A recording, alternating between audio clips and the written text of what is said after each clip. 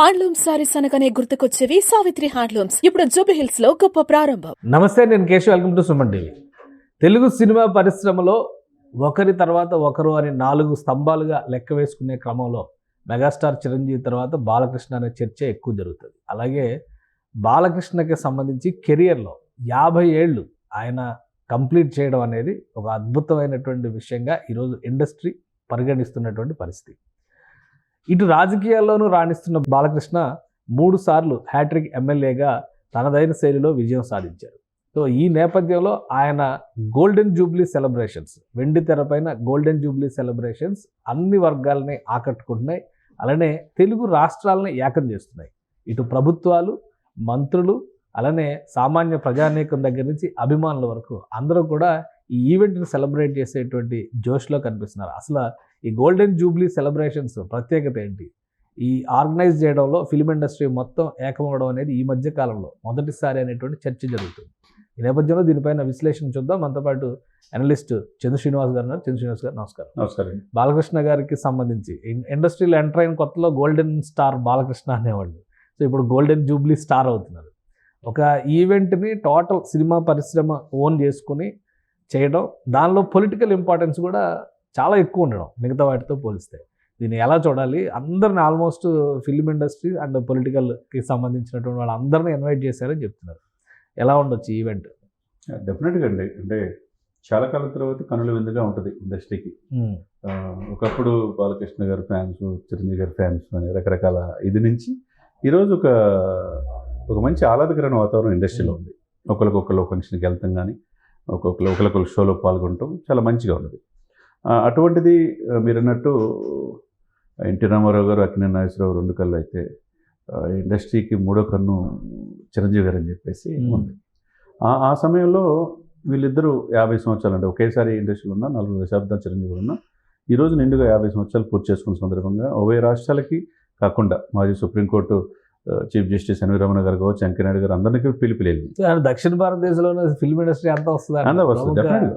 ఎందుకంటే వాళ్ళ నాన్నగారి యొక్క లెగసీ దాన్ని కంటిన్యూ చేసి నందమూరి వారసుడుగా బాలకృష్ణ గారు ఒక మాస్ లీడర్గా, మాస్ హీరో అంటే బాలకృష్ణ అని ఒక ఎలివేషను ఏ సినిమా చూసినా ఒక సినిమా మించి ఒక సినిమాలో మనం చూస్తా ఉన్నాం. లేకపోతే టీవీ షోల ద్వారా ఇంకొక రూపం, ఈయనలో ఇంకొక రూపం నెక్స్ట్ లెవెల్కి వెళ్ళాడు. అంటే ఆయన కోప్పడతాడు, అభిమానుల్ని ఎక్కడ కొడతాడు అనే పరిస్థితి నుంచి ఆయన ఇంకొక రూపం, ఇంకొక ఇది కూడా చేయగలడాన్ని అన్స్టాపబుల్ దాంట్లో ఒక మరింత ప్రజలకు దగ్గరయ్యారని మనం అనుకోవాలి. ఆ తర్వాత యాడ్లు, ఒక రియల్ ఎస్టేట్ కంపెనీలకు యాడ్లు కూడా చేసి సరికొత్త ఇదికి తీసుకెళ్ళాడు. తర్వాత గోల్డ్ షాపులకి బ్రాండ్ అంబాసిడర్ కావచ్చు, తనకంటూ ఒక పేజీని ఇండస్ట్రీలో లెక్కించుకున్నారు. ఇది ఒక ఎత్తు అయితే రాజకీయాల్లో సైమల్టేనియస్గా రాజకీయాలు, సినిమాలు సక్సెస్ అయ్యే రేర్గా మనం చూస్తుంటాం. వరుసగా 3 సార్లు రాయలసీమలో చంద్రబాబు నాయుడు గారితో పాటు పయ్యావుల కేశవ్, తర్వాత బాలకృష్ణ గారు. ఎందుకంటే ఆ 3 సీట్ల తర్వాత మొత్తం వైసీపీ గత ప్రభుత్వంలో ఉన్నారు. కానీ ఆ గాల్లో కూడా ఆయన గెలిచాడంటే అంటే ఎంత హిందూపురం ప్రజలు ఎన్టీ రామారావు గారి వారసుల్ని దగ్గర తెచ్చుకున్నారో గుండెల్లో పెట్టుకుని అర్థమవుతుంది. బాలకృష్ణ గారు 3 సార్లు ఎమ్మెల్యే అవ్వటం, ఆ ఎమ్మెల్యేగా అసెంబ్లీలో తన వాడి అవసరమైనప్పుడు ఇచ్చేయటం. లేకపోతే లాస్ట్ ఎలక్షన్స్లో ఆయన బాగా చూసాం ఎక్కువగా. ఎందుకంటే తన బావగారు అదే జైల్లో ఉన్నప్పుడు, తర్వాత లోకేష్ అల్లుడితో కలిసి పార్టీ కోసం తన వంతు తను ఒకవైపు ఆయన యువగలం ద్వారా వెళ్తే, ఇతను తర్వాత బస్ యాత్ర ద్వారా పార్టీ కోసం ఎక్కువగా ఎప్పుడు లేని విధంగా గత ఎలక్షన్లో నిలబడ్డాడు.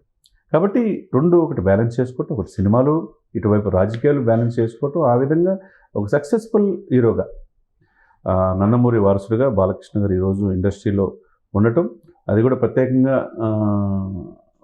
ఫ్యాన్స్కి అతీతంగా, పార్టీలకు అతీతంగా చిరంజీవి గారిని ఒకవైపు చంద్రబాబు నాయుడు ఈసారి ఇక్కడ అంటే ఈ సెలబ్రేషన్లో ఇండస్ట్రీలో ఉన్నటువంటి వాళ్ళందరినీ ఒక వేదిక పైకి తెస్తున్నారు. అలానే రాజకీయంగా చూసినప్పుడు ఆంధ్రప్రదేశ్ గవర్నమెంట్లో ఉన్న ప్రముఖులందరూ వేదిక పైకి వస్తారు.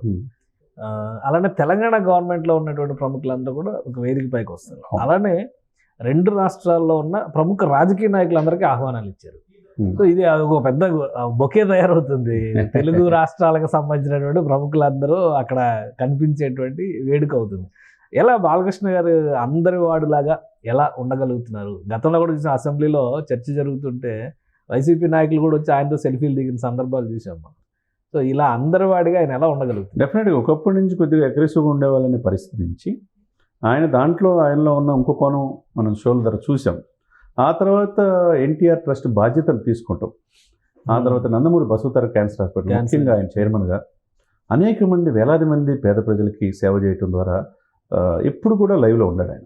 వైపు తన తండ్రి నుంచి తన అమ్మగారు బసవతారక క్యాన్సర్ హాస్పిటల్ విధి నిర్వహణలో మంచి పేరు తెచ్చుకున్నాడు. ఒకవైపు సినిమాలు రాజకీయాలే కాకుండా స్వచ్ఛంద సంస్థల ద్వారా ఆ సేవ చేయటం అనేది ఉభయ రాష్ట్రాల్లో దగ్గర తీసుకొచ్చింది. ఎందుకంటే రేవంత్ రెడ్డి గారు సీఎం అయిన తర్వాత ఫస్ట్ హాస్పిటల్లో దానికి వెళ్ళారు.